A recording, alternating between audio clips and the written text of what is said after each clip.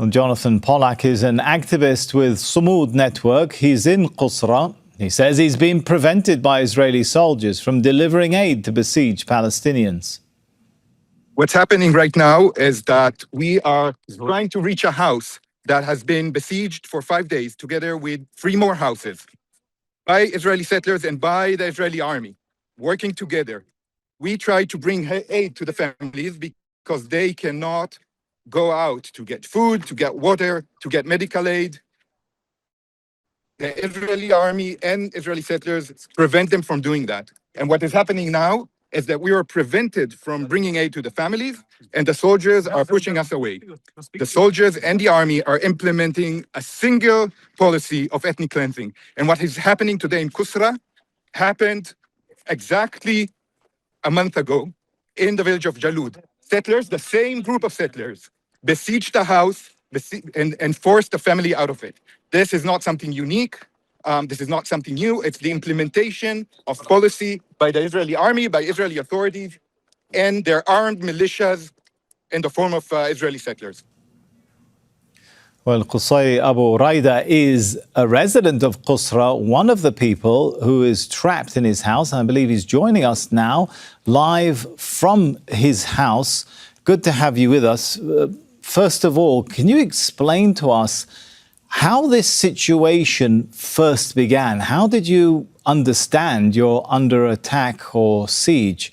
في البداية هل لك أن تشرح لنا كيف بدأت المشكلة؟ كيف اكتشفت أنك تحت الحصار أو الهجوم؟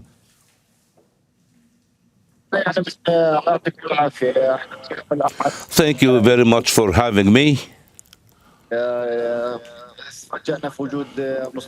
We were surprised to find settlers in their tent in front of our house, and we have talked to them, and we need food and we need medicines. They send us some foreigners, but they were preventing from reaching us.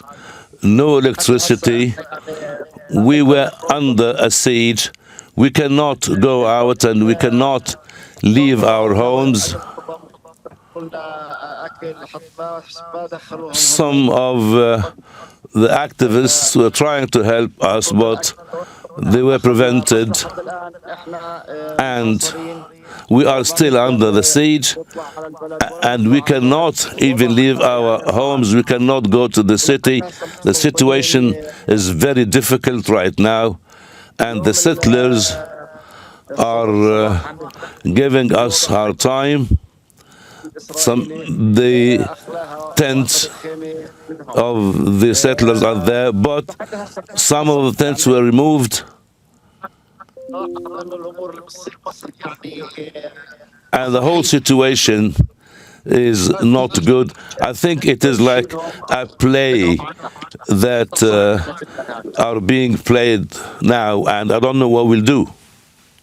Qusay, I'm going to just explain to viewers, I'm going to ask the question because of the communication problems. I'll ask it in English and then in Arabic. So, Qusay, when you say you got in touch with the army, what was their response? What response do you get? عندما تتواصلون مع الجيش ما هو الرد من الجيش عندما تطلبون العون والمساعدة؟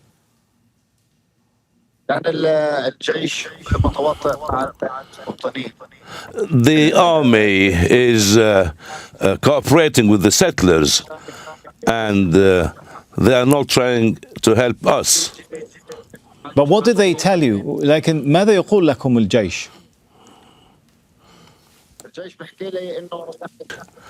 The army say that they can be spread in certain places, and the settlers have given us hard time, and the army did nothing to the settlers.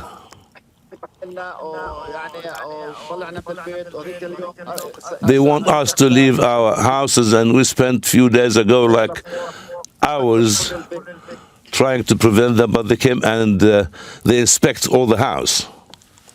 Have the Israeli occupation authorities brought you food, supplies? Have they restored your electricity?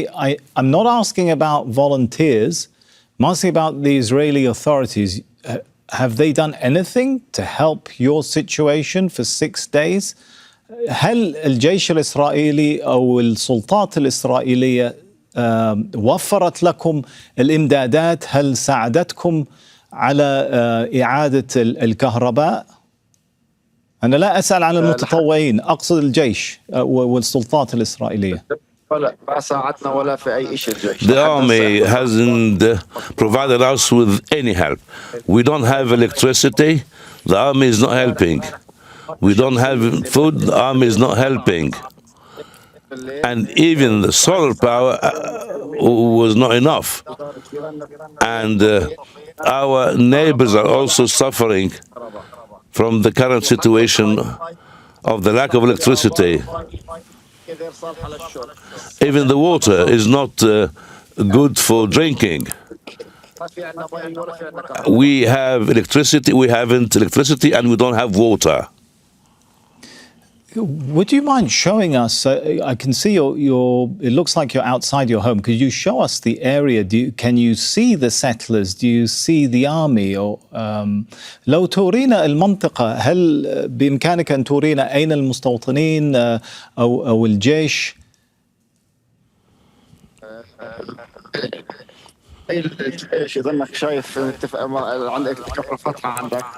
As you can see, these are the elements of the army, and this is the tent.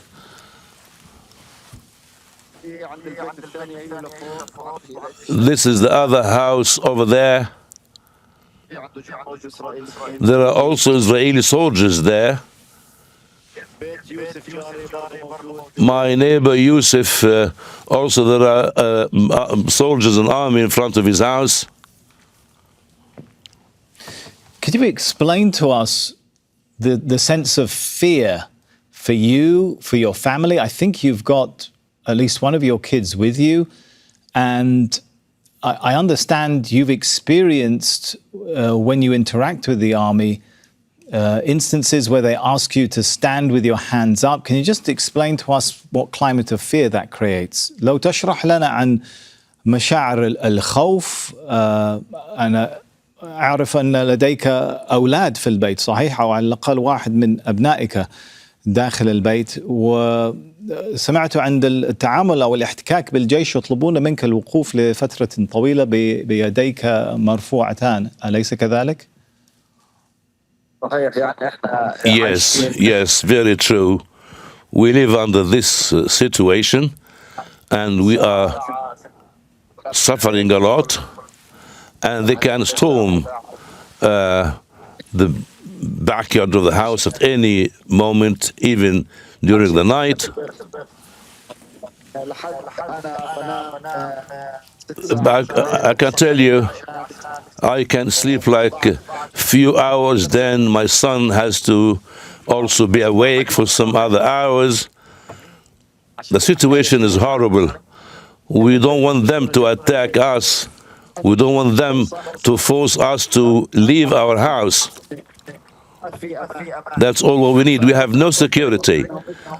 We are expecting them at any moment, at any time, to come to us and force us to leave our house. I'm very worried. And the distance between us and them, only a few meters. Only a few meters between us and them. Thank you very much for talking to us and showing us the reality of your situation. That was Qusay Abu Raideh, resident of Qusra, who is in his 6th day under siege by settlers, surrounded by the army too, in the occupied West Bank.